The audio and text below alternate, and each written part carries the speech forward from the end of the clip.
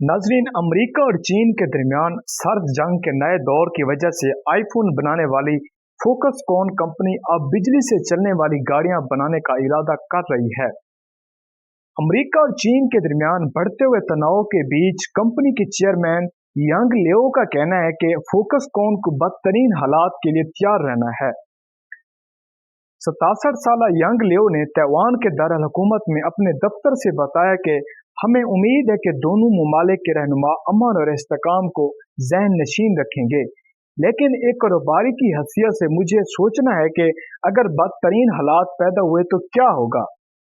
लेकिन नाजरीन, जिन हालात की जानिब वो इशारा कर रहे हैं उनमें से एक ये हो सकता है कि चीन ताइवान का रास्ता बंद करने की कोशिश करे, जिसे चीन अपना हिस्सा कहता है, या फिर इस जजीरे पर हमला आवर हो जाए।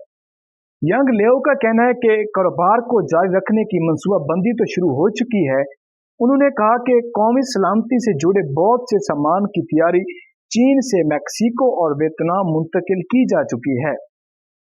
नाज़रीन, वो गालबन इन सर्वर्स की बात कर रहे थे जिनको हिसास मालूमात महफूज रखने के लिए डाटा सेंटर्स में इस्तेमाल किया जाता है।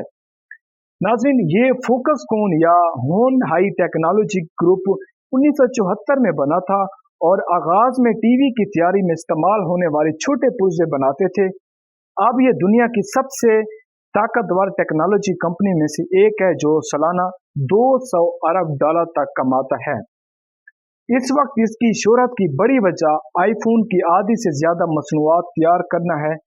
ताहम माइक्रोसॉफ्ट, सोनी और अमेज़न जैसी बड़ी कंपनियां भी फोक्सकॉन की क्लाइंट हैं।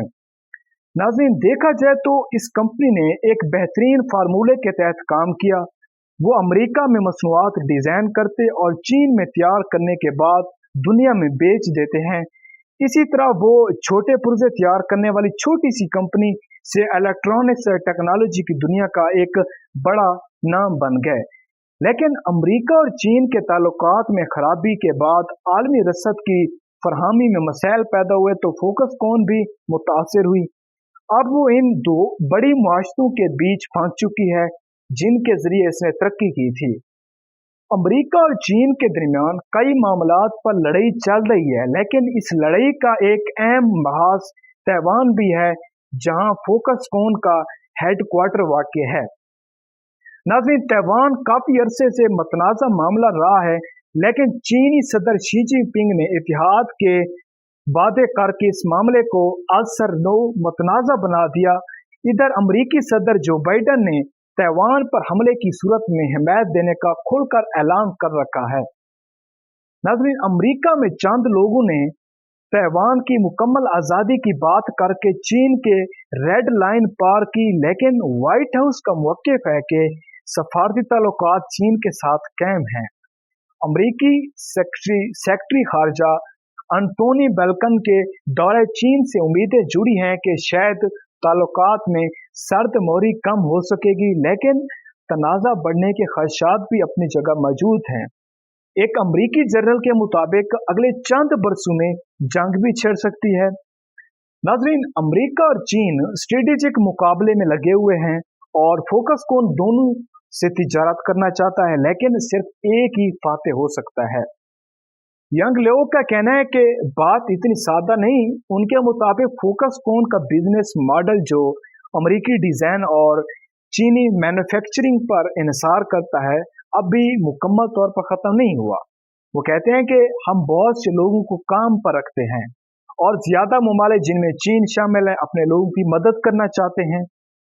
यंग लियो के ख्याल में चीनी हुकूमत भी फोक्सकॉन जैसी कंपनी को जिंदा रखना चाहती है, क्योंकि इनकी वजह से बहुत से लोगों को रोजगार मिलता है। नाज़रीन, कोरोना के दौरान सख्त पॉलिसियों, करंटीना के लिए जगह की कमी और ओमिक्रॉन वायरस की वजह से चीन में फोक्सकॉन की आईफोन बनाने वाले दुनिया के सबसे बड़े प्लांट पर 2022 में मुजाहरे हुए और सैकड़ों मुलाजमीन प्लांट में पैदल निकल गए। यंग लियो के कहना है कि जो कुछ दुनिया ने देखा इसकी वजह ट्रांसपोर्टेशन की कमी थी और वो भी चीन की कोरोना पॉलिसी की वजह से पैदा हुई।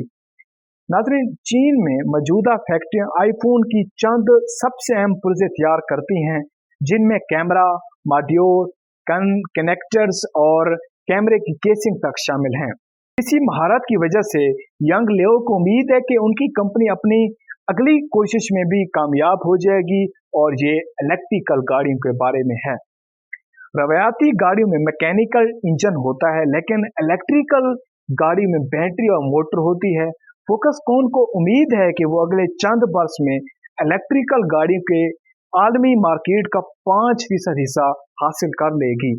इनके मुताबिक एक ही मकाम पर इलेक्ट्रिकल गाड़ियां नहीं बनाई जाएंगी। इनकी मंसूबे के तहत अमेरिका, थाईलैंड, इंडोनेशिया और शायद इंडिया में भी गाड़ियां तैयार करने की फैक्ट्री लगाई जाए।